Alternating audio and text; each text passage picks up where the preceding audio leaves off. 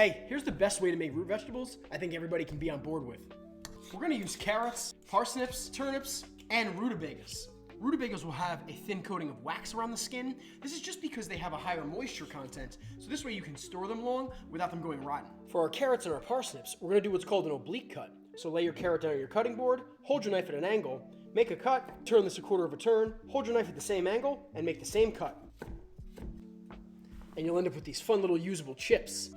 Then because our rutabaga and turnip are round, we'll just cut them into big large chunks. Cut this in half, cut each half in half. Then following the curvature of the turnip, we're just gonna cut it into quarters.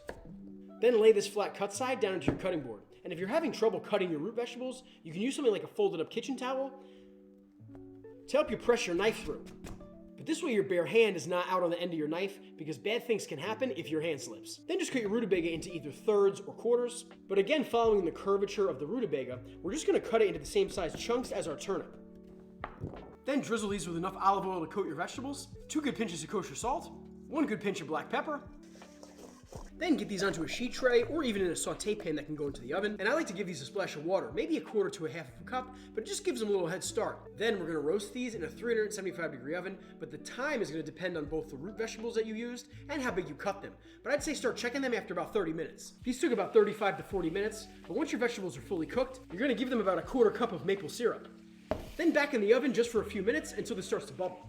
Once your maple syrup is simmering, throw in about a tablespoon or 2 of butter and just use this residual heat to melt the butter in. The reason why we want to slowly melt this cold butter in here is that it's going to emulsify with our maple syrup, leaving us this beautiful vegetable glaze. And follow me if you don't even like root vegetables.